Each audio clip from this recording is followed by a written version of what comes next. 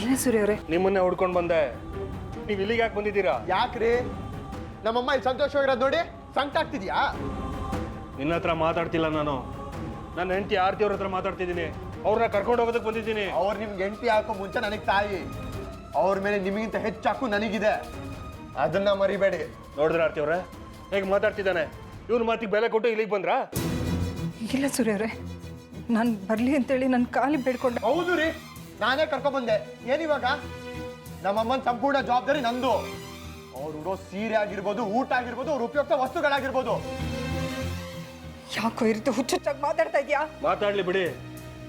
ಅವನ ಮನಸ್ಸಲ್ಲಿರೋ ಕಲ್ಮಶನ ಹೊರಗೆ ಹಾಕ್ತಿದ್ದಾನೆ. ಮಿಸ್ಟರ್ ಸೂರ್ಯಶೇಖರ್, ಆದಿತ್ಯ, ನನ್ನ ಎದುರುಗಡೆ ಅವ್ರ ಹೆಸರು ಹಿಡ್ದು ಕರಿಬೇಡ, ನನಗಿಷ್ಟ ಆಗಲ್ಲ. ಅವನ ಹತ್ರ ಮಾತಾಡಿ ಏನು ಪ್ರಯೋಜನ ಇಲ್ಲ. ಕೋಣನ ಮುಂದೆ ಕಿನ್ನರಿ ಬಾರಿಸಂಗೆ. ನಡೀರಿ ಹೋಗೋಣ. ಯಾವುದೇ ಕಾರಣಕ್ಕೂ ನಾನು ನಮ್ಮಮ್ಮನ ಕಳ್ಸಲ್ಲ.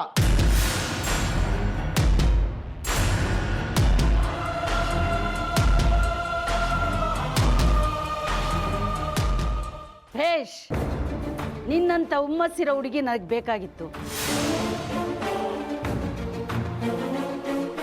ಅದು ನನ್ನ ಶತ್ರು ಮನೇಲಿ ಇದೆಯಾ ಅಂದ್ರೆ ನನಗಿನ್ನೂ ಸಂತೋಷ ಆಗ್ತಾ ಇದೆ.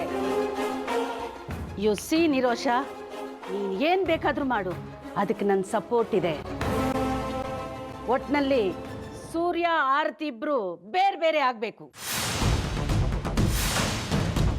ಅವರಿಬ್ರು ದೂರ ಆಗ್ದಿರೋ ಅಂತ ಪರಿಸ್ಥಿತಿ ಬಂದ್ರೆ ಇಬ್ಬರನ್ನು ಮುಗಿಸ್ಬಿಡು.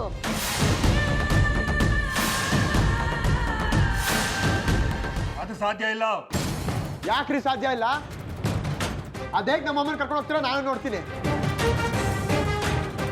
ಅಮ್ಮ, ನಿಮಗೆ ನಿಮ್ಮ ಮಗನ ಮೇಲೆ ಪ್ರೀತಿ ಇದ್ರೆ ಇವತ್ತು ನೀವು ಇಲ್ಲೇ ಇರಬೇಕು. ಇರ್ತೀರಾ? ಅದೇ ಪ್ಲೀಸ್ ಆದಿತ್ಯ, ಹಠ ಹಿಡಿಬೇಡ. ನಾನೀಗ ಸೂರ್ಯವ್ರ ಜೊತೆ ಹೋಗದೆ ಇದ್ರೆ ತಪ್ಪಾಗುತ್ತೆ, ಅರ್ಥ ಮಾಡ್ಕೊ. ನನ್ನ ಮಾತಿಗೆ ಬೆಲೆ ಕೊಡದೆ ಹೋದ್ರೆ ನನ್ನ ಕಳ್ಕೊಬೇಕಾಗತ್ತೆ. ಡಿಸೈಡ್ ಮಾಡು, ನಿನಗೆ ಇವ್ರು ಬೇಕೋ ನಾನು ಬೇಕೋ ಅಂತ. ಆದಿತ್ಯ, ನೀವಿಬ್ರು ಮುಖ್ಯನೇ. ಇಬ್ರು ಮುಖ್ಯ ಆದ್ರೆ ತಾಯಿಯಾಗಿ ನನ್ನ ಆಸೆನ ಈಡೇರಿಸು. ಇವತ್ತಿಲ್ಲೇ ಇರು.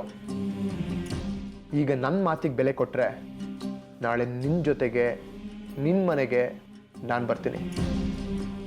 ಇಲ್ಲಾಂದ್ರೆ ಆ ಮನೆಗೆ ಕಾಲು ಕೂಡ ಇಡಲ್ಲ ನಾನು. ಆರತಿ ಅವರೇ, ನಿಮಗೆ ನಿಮ್ಮ ಮಗ ಮುಖ್ಯ ಆಗಿರ್ಬೋದು, ಆದರೆ ನನಗೆ ಹೆಂಡತಿಯಾದ ನೀವು ಮುಖ್ಯ.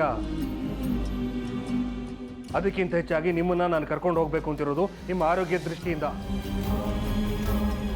ನಿಮಗೇನಾದರೂ ಹೆಚ್ಚು ಕಡಿಮೆ ಆದರೆ ಸಫರ್ ಮಾಡೋದು ನಾನು. ಅದಕ್ಕೆ ನಿಮ್ಮನ್ನ ಇವತ್ತು ಕರ್ಕೊಂಡು ಹೋಗ್ತೀನಿ ಅಂತಿರೋದು. ದಯವಿಟ್ಟು ನನ್ನ ಮಾತಿಗೆ ಬೆಲೆ ಕೊಟ್ಟು ಬನ್ನಿ ನನ್ನ ಜೊತೆ.